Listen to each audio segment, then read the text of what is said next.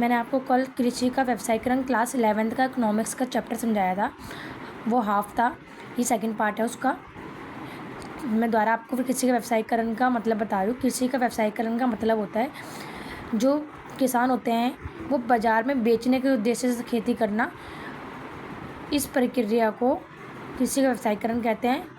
और सेकंड, ये प्रक्रिया ब्रिटिश काल में शुरू हुई थी। क्लियर है? फर्स्ट पॉइंट है इसका, बाज़ार के लिए उत्पादन। किसान अब अपनी उपज को बाज़ार में बेचने लगे, ना कि सिर्फ खाने के लिए उगाते थे। मतलब जो किसान थे वो जो अपने खेतों में चीज़ें उगाते थे अपनी, वो सिर्फ अपने खाने के लिए नहीं, बाज़ार में बेचने के लिए भी उगाने लगे। नकदी फसलों का उत्पादन। किसानों ने खाद्यान्न फसलों की जगह नकदी फसलें जैसे नील, कपास, जूट। नकदी फसलें मैंने आपको क्लियर करा था कि क्या होती हैं।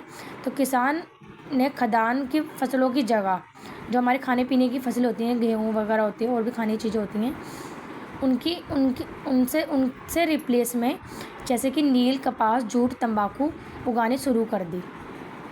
थर्ड पॉइंट, ब्रिटिश व्यापारिक नीति का प्रभाव। अंग्रेज़ों ने कच्चा माल इंग्लैंड में भेजने के लिए किसानों को नकदी फसलों की ओर मोड़ा। जो अंग्रेज़ थे उन्होंने कच्चा माल इंग्लैंड भेजने के लिए किसानों को नकदी फसलों की ओर मोड़ा। मतलब जो अंग्रेज़ थे उन्होंने किसानों को जो नकदी फसल होती थी उसकी तरफ ज़्यादा आकर्षित करवाया, ताकि ताकि अंग्रेज ब्रिटिश काल में वो फसलें बेच सके, ब्रिटिश में बेच सके। ऋण पर निर्भरता। किसानों को बीज, खाद, सिंचाई आदि के लिए महाजनों कर्ज लेना पड़ता था। फिर किसान पैसों के लिए निर्भर होने लगे।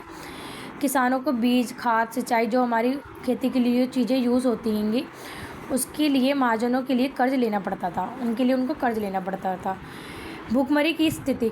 इसके कारण भूखमरी की स्थिति आ गई थी। खाद्यान्न की कमी होने लगी थी। जो खाने पीने से गेहूँ नहीं उगाते थे वो नकदी फसलें उगाते थे, तो खाने पीने की कमी होने लगी थी, जिसके कारण अकाल भूखमरी फैल गई थी। कृषि के व्यवसायीकरण के क्या कारण थे? ब्रिटिश व्यापार नीति। अंग्रेज भारत को कच्चे माल को स्रोत बनाना चाहते थे। जो अंग्रेज थे वो भारत के जो कच्चा माल होता है उसका स्रोत ज़्यादा बनाना चाहते थे, मतलब उसकी खेती ज़्यादा वहाँ पे लगाना चाहते थे। सेकंड पॉइंट, रेलवे और परिवहन। माल ढुलाई आसान हो गई, जिससे बाज़ारों तक पहुँचना संभव हुआ। जो माल की ढुलाई थी वो आसान हो गई और इससे बाज़ार तक पहुँचना बहुत ईजी हो गया था, आसान हो गया था। नकदी फसलों की मांग। इंग्लैंड में जूट, नील और कपास की मांग बढ़ गई। फिर इंग्लैंड में जो नकदी फसलें थी, जूट, नील, कपास, इन सब की मांग बढ़ गई थी। राजस्व व्यवस्था। अंग्रेज़ों ने कर प्रणाली इस तरह बनाई कि किसान मजबूरी में नकदी फसलें उगाने लगे। जो अंग्रेज़ों ने टैक्स वगैरह की प्रणाली इस तरीके से बनाई थी कि किसान मजबूरी में नकदी फसलें उगाने के लिए मजबूर हो गए थे। नकदी फसलें क्यों उगाई जाने लगी? उदाहरण सहित समझाइए। नील, कपास, जूट, तंबाकू, चाय, गन्ना आदि, ये सारी हमारी नकदी फसलें होती हैं। मैंने एग्जाम्पल पहले आपको दे दिए हैं। इसका पॉइंट है, इन फसलों की विदेशों में मांग अधिक थी। इन फसलों की जो विदेश हैं, बाहर की कंट्री होती है, उनमें मांग अधिक होती है। अंग्रेज़ों को इनसे कच्चा माल मिलता था जो वो इंग्लैंड की मिलों में इस्तेमाल करते थे।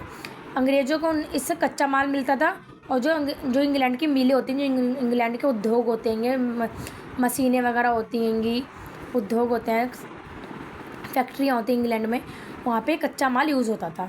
किसानों को मजबूर किया गया कि वह इन फसलों को उगाए ताकि वे बेच सके और राजस्व चुका सके।